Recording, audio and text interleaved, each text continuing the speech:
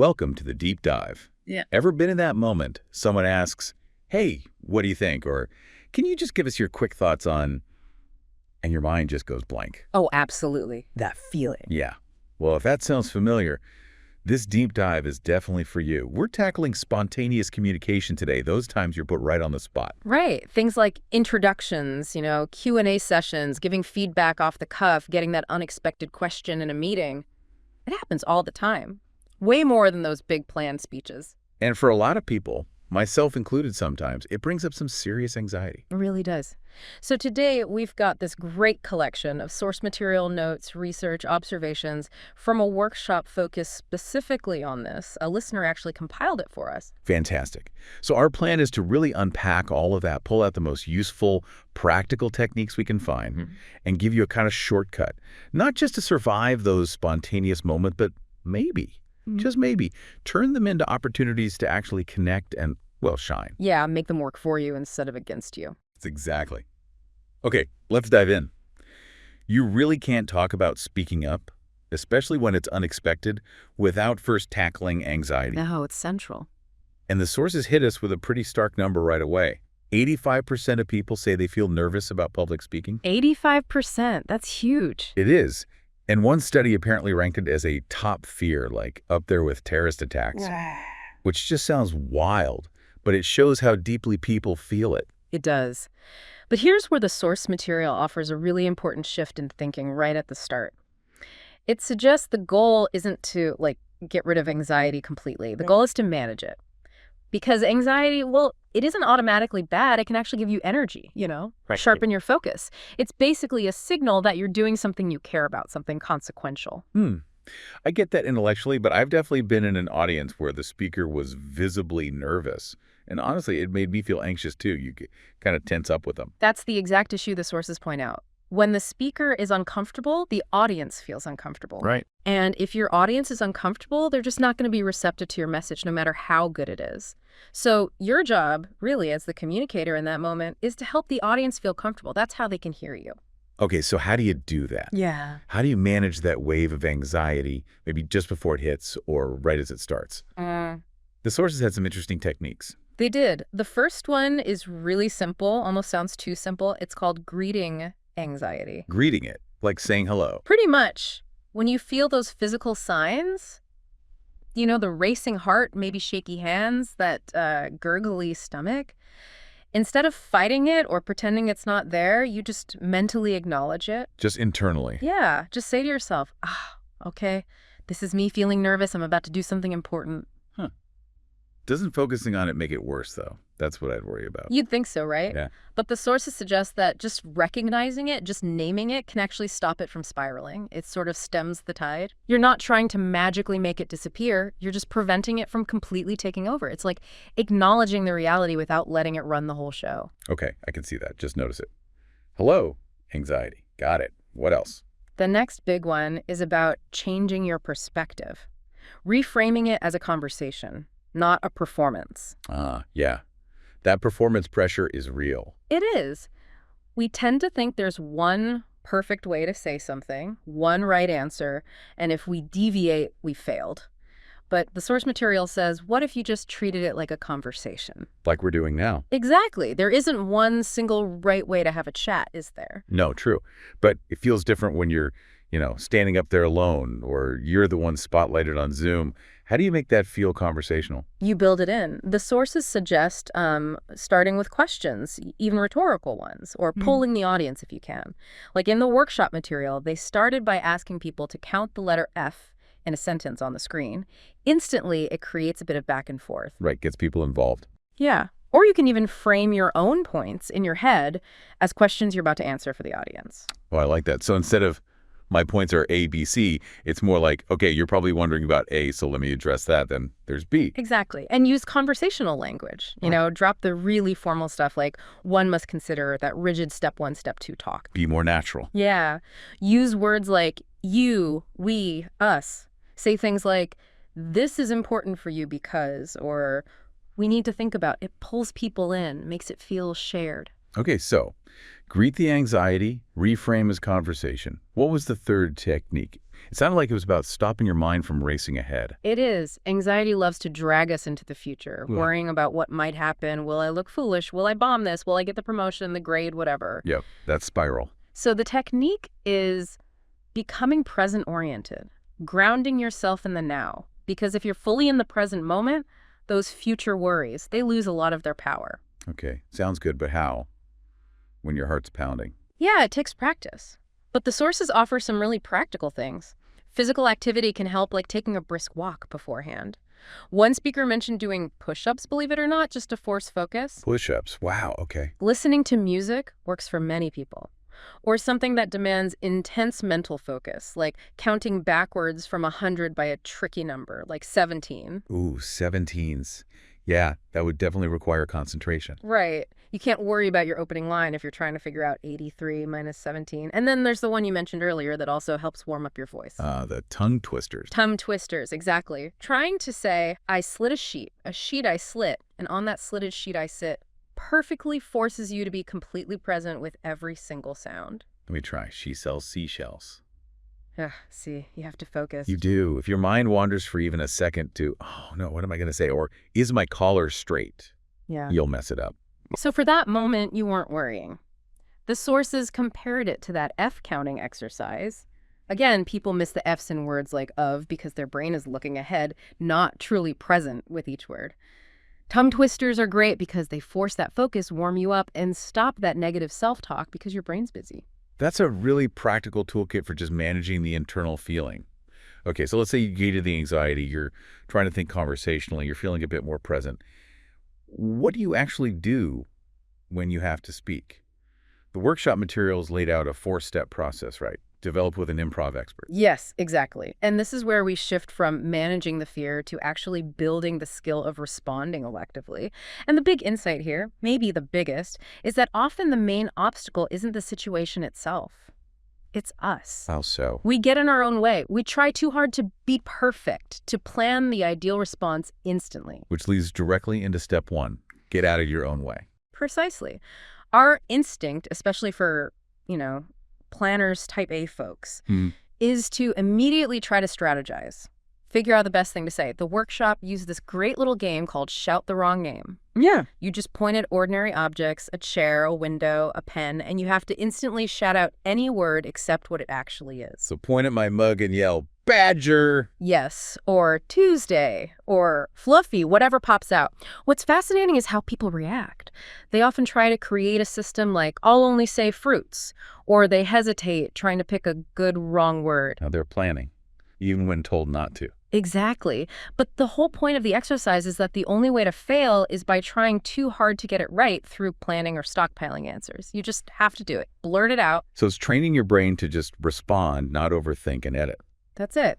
It's about encouraging a genuine, authentic response in the moment rather than that slightly delayed, self-conscious reaction. Yeah. It connects to a core improv idea, dare to be dull. Dare to be dull. That sounds wrong. Don't you want to be brilliant when you're put on the spot? Yeah. It feels counterintuitive, doesn't it? But the idea is, if you release that intense pressure to be amazing, if you give yourself permission to just be present and authentic, maybe even a little dull, that actually creates the space for something genuinely good, maybe even brilliant, to emerge naturally. Letting go of the need to impress. Yes, and you practice that by playing games like Shout the Wrong Name. You literally practice getting out of your own way. Dare to be dull. I like that. It lowers the stakes. Okay, step 1, get out of my head. Step 2. Reframe the situation as an opportunity. So when someone puts you on the spot, asks a tough question, asks for an intro, our default reaction is often threat. Yeah, defense mode. Oh no, what do they want? Right, it feels adversarial, me versus them. The shift is to consciously see it differently, see it as an opportunity. An opportunity for what? To clarify something, to share a perspective, to learn something from their question, to connect, to help. Viewing it this way just creates this sense of freedom. Okay, how do you practice that mindset shift? The sources talked about another improv game called Imaginary Gift. Partners mime giving each other invisible gifts. The receiver opens it and has to immediately name the very first thing that pops into their head, no matter how weird. Like, wow. A live squid. Exactly. Or a slightly used spaceship engine. And then the giver instantly has to justify why they gave that specific crazy gift. Oh, I'm so glad you like the live squid. I got it for you because I know how much you love calamari and I thought you'd appreciate the freshness. Huh. That sounds incredibly fast and requires quick thinking. It does. And it teaches two things relevant here. One, you have to be present and accept whatever comes your way. That's step one again. Two, you're forced to instantly see that input, no matter how bizarre, as an opportunity to build something positive. Instead of resisting it. Yes, you train your brain away from defensiveness. A squid, why? Towards a creative, positive response. Yes, a squid, and it's because. So the improv maxim is yes and. You got it. Instead of the default no but, which shuts things down, yes and accepts the reality of the situation and builds on it, so you apply it to the spontaneous moment itself. Yes, I've been asked a question I didn't expect, and this is an opportunity for me to explain my view, understand theirs, connect. Makes sense. Step 1, get out of your way. Step 2, see opportunities. Yes and. What's step 3? Slow down and listen. This one is so critical, but so hard when you feel that pressure to respond immediately. You're already thinking about your answer while they're still talking. We all do it. Yeah. But the common mistake is listening just enough to figure out what you want to say instead of truly understanding what the other person is actually asking or needing or trying to convey. Right, you miss the nuance. Completely. And if you're aiming to communicate effectively, you have to be in service of your audience. You need to understand what they're really after to give a useful response. The workshop had a game for this too called Spell Everything. Spell everything. How does that work? Partners try to have a simple conversation, like planning something fun, but they have to literally spell out EERYSINGLEWORD.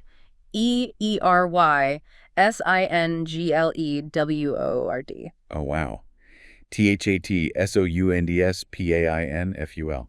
It is agonizingly slow, but what it does is force you to pay incredibly close attention to every single word being said because you have to process it to spell your response. It really highlights the kind of focused effort that true listening takes compared to just waiting for your turn to talk. I can see that. It makes you realize how much you usually don't listen that closely. Exactly. The takeaway isn't that you should spell everything in meetings, obviously. It's that taking even a brief pause, really tuning in to understand before you jump in, leads to a much more targeted and effective response. The improv maxim here is, don't just do something, stand there. Pause. Yeah. Listen. Then speak. That pause can feel long when you're on the spot, though. It feels like an eternity, but it's probably only a second or two, and it's crucial for actually processing what you heard. Okay, that makes sense. So, step 4. You've gotten out of your head. You see it as an opportunity. You've actually listened. Now you do have to say something. Right, and this is tell story, use structure. When you're speaking spontaneously, your brain is doing a million things at once. You're trying to figure out what content to share, and you're trying to figure out how to organize it so it makes sense. It's a huge cognitive load. Too much to juggle. Way too much. So having a simple pre-learned structure acts like a mental shortcut. It provides the how to say it, which frees up your brain power to focus on the what to say. And the structure helps the listener, too, right? The sources mentioned something about retention. Yeah, absolutely. Structured information is way easier for listeners to process and remember. The research cited suggested it can improve comprehension and retention by up to 40%. Like chunking a phone number, it just makes it manageable. Structure keeps you on track and helps you avoid rambling or losing your audience. Okay, so what are these magic structures? The sources highlighted two that are really versatile for spontaneous situations. The first one is problem, solution, benefit. Problem, solution, benefit. Okay. You start by stating the core problem or challenge. Then you offer your proposed solution or approach.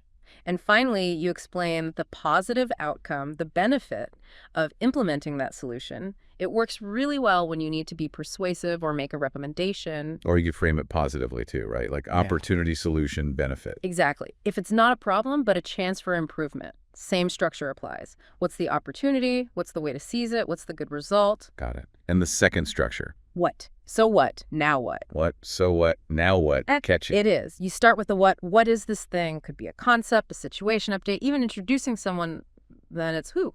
Then the so what? Why does this matter? What's the significance? Why should the audience care? And finally, the now what?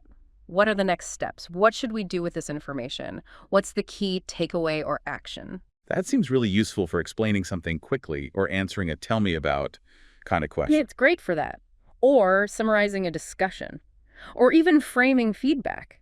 How do they practice using these on the spot in the workshop? They used an activity called Sell a Slinky. You get paired up, and you have to try and sell a simple slinky to your partner using one of those structures. Still a slinky.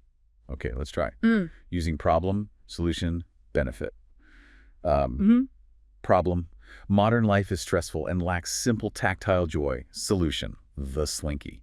It provides endless, undulating fun. Benefit. You get moments of mesmerizing, screen-free stress relief. See, perfect. Having the structure immediately gives you rails to run on. You're not just flailing around wondering where to start or what to say next. Yeah, that felt much less daunting than just sell this. Right. So the big insight for this step is really powerful. Structure sets you free. It sounds like a paradox. You think structure limits you. But in these high-pressure, spontaneous moments, having that simple framework actually liberates your mind to focus on the substance. That's a fantastic set of tools. And it seems like the sources also showed how these steps apply in some tougher, real-world situations that people asked about. Yeah, the Q&A part of the workshop notes was really interesting. Like, how do you handle hostile situations? You know, when someone comes at you aggressively or asks a really loaded question. Oof. Yeah, that's the nightmare scenario for many people. What did the sources suggest? Well, first, preparation always helps if you can anticipate likely challenges for your topic, but in the moment itself. A key tactic is to acknowledge the emotion behind the question without necessarily agreeing with the premise or even naming the specific emotion if it feels too charged. How do you do that? Using phrases like, I can hear you feel very strongly about this, or I hear there's a lot of concern regarding X. It validates that their feeling is heard, which can sometimes lower the temperature a bit. Okay, acknowledges without escalating. Then what? Then use paraphrasing strategically. Say something like, okay, so if I'm understanding you correctly, the core of your question is about X, Y, and Z. Buying time and checking understanding. Exactly. It buys you a moment to think. It ensures you're answering the actual question. Or sometimes it allows you to gently reframe it into something you can address constructively using one of your structures. Can you give an example of reframing? Sure. Let's say someone attacks the price of your product, calling it outrageous. You could paraphrase, okay, so it sounds like your real concern is about the value this product delivers for its cost. Shifting from price to value. Right, and then you can launch into a structure, maybe, Yeah. opportunity, solution, benefit, focused on demonstrating that value rather than getting stuck defending the price point itself. Clever. Very clever. Yeah. What about communicating effectively with remote audiences? That's so common now. Yeah, the sources stressed being extra conscious of their situation since you lose the physical cues. You need to actively build in engagement. Asking them to visualize something. Using interactive tools if you have them, like polls or shared whiteboards. Even just varying the way you ask for input. Sometimes chat, sometimes asking them to unmute. Keep mixing it up to keep them involved. Good tips. Okay, what about dealing with people who are really polished, maybe media trained, and give those perfect rehearsed answers, like talking to a politician or maybe a very slick salesperson? That's a tough one. The sources offered a couple of interesting ideas. One was to ask why multiple times, gently, respectfully, but persistently try to get past the initial layer of talking points. Keep digging. Yeah.